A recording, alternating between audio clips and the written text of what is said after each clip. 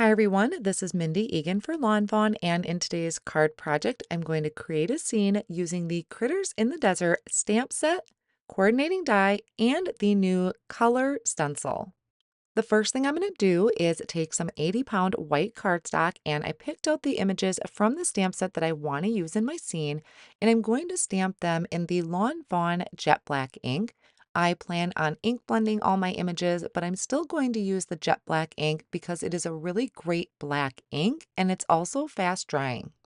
So once I stamp these down, I am going to leave my images in their exact place in my Misty tool. There's a little trick that I like to do sometimes when it comes to using stencils and ink blending. So I'm just going to leave that there for now and then start working on my coloring. I will take a little bit of repositionable tape and place it on the back of my cardstock so that it sticks down to my work surface. There's also lots of great tools that you can use as well, but this I find to me takes up less space. Then I can start working on my coloring. So I started with this little critter in the center, and I'm going to use pizza crust, and I believe it is walnut ink to add a little shading to the side. I like using these mini blending brushes because I don't really have to mask off any areas of my stencil. The bristles are small enough where it really keeps me focused in the area that I need to on the stencil. I used Peachy Keen for the ears, and then for the turtle, I am just going to color in the head and legs and then the top of the shell. So I probably used cilantro. I can't remember exactly offhand, but I know I love using cilantro and artichoke ink. So I did use a little bit of cilantro on the turtle shell, but I also came in with a little bit of brown to kind of dirty him up a little bit so he blends in with the scene. I'm then going to move on to the second stencil, and I'm going to work on the cactus. So I used a little bit of the light brown for the sand at the bottom of the cactus. Once in a while, I'll bring in a blending brush that has maybe some orange or red leftover ink on it, just to kind of give it that reddish hue. And then I'll move back to my cilantro ink to color in my cactus.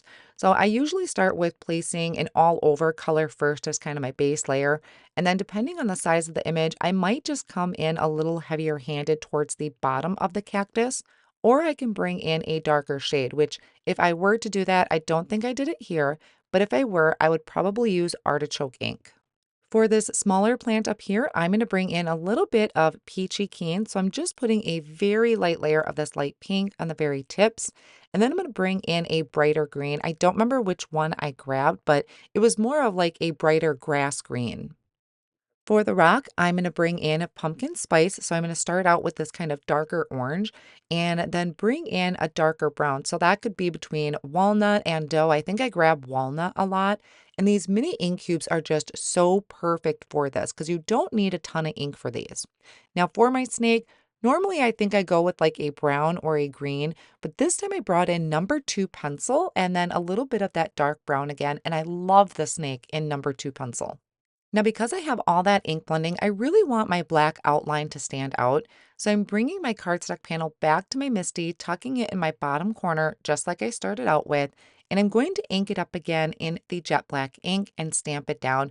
And that just kind of brings that outline kind of to the front and center again. Definitely optional. I just really like to have that bold outline. I'll then line up the coordinating dies, hold them in place with Post-it tape, and run them through my die cut machine.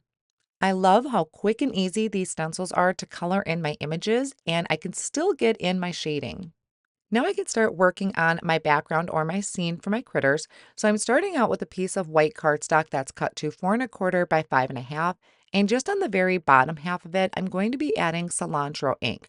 So I'm just kind of starting out with this color. I have it fade off a little bit towards the center. And then I have the cactus border that I placed on there. And I ran that through my die cut machine. But I want to add a little bit more color to the bottom of the cactus. So I am actually going to flip over my panel here since it kind of stayed together for me. I flip it over and I am going to take a long piece of Post-it tape and place that over the die cut pieces so that it doesn't move around or come loose. And then I can bring that cilantro ink back in and add that darker color towards the bottom of the cactus. The bottom half of the panel, we're really not going to see. It's going to be covered up by a different piece. So I really just wanted to emphasize the shades in the cactus. Now for the other layer, which is going to be my sand to my desert, I have another piece of white cardstock cut to 4¼ by 5½, And I'm starting out with pizza crust ink. This one again, I'm going to blend about maybe halfway up, and this is a piece we are going to see. So I'm going to get that faded off towards the top. So it's always going to be lighter at the top of my area. And then I'll bring in a darker shade. For this, I'm going to be using Dough, and this is going to go at the very bottom. So it blends into that lighter shade at the top. I'm going to bring in the Cactus Border and just line it up next to my sand that I have ink blended. And then I'm going to take that skinny strip or that long die, and this is going to cut this so it's going to fit right underneath my cactus. So once I have that lined up about even, I'm going to hold it down with Post-it tape, run it through my die cut machine, and that's going to cover up that bottom grass portion or that bottom green portion of my cactus piece. So here you'll see when I die cut it, it's going to fit right over the top there. So all you see is my cactus. For my desert sky, I really thought of coming in with some bright, vibrant colors, maybe a nighttime sky, but then I switched my train of thought. I don't very often do just a normal blue sky, so I brought in Forget Me Not. Now, it might look a little bit different of a shade than what Forget Me Not actually is because I like to just use my blending brushes throughout all of my inks. So that's why it might not quite look like it, but I love how that came out. Off screen, I die cut out letters that's going to say desert, and this is going to be part of my sentiment. I used the Kohl's ABC. I die cut them 3 times from white cardstock. So right now I'm gluing together 2 of the layers using my liquid glue.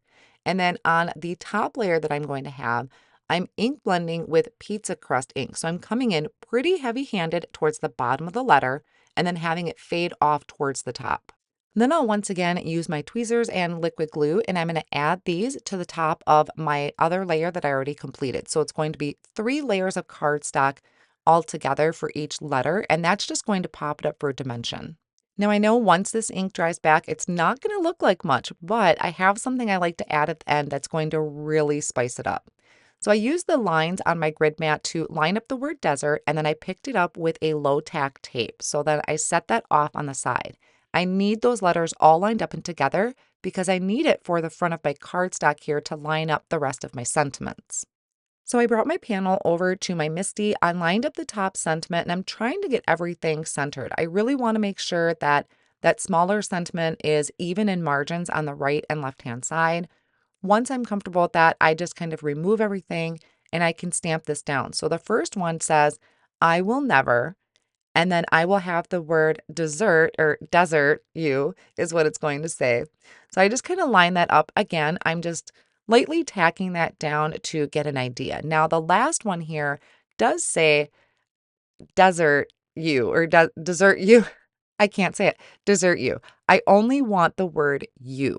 So I just kind of lined that up in between the S and the E because that's about center of my die cut word. I masked off that one word so I could only get or ink up the word you and stamped that down. I'll then take some liquid glue. I'm going to add it to the back of my letters, and then I'm just leaving everything in my Misty right now since that cardstock is held down with the magnet. And then I can place this in that open area. So it was easier for me to stamp everything first and then come in and place that die cut word. And then I'll carefully peel back that tape, and I have a little bit of wiggle time if anything was crooked.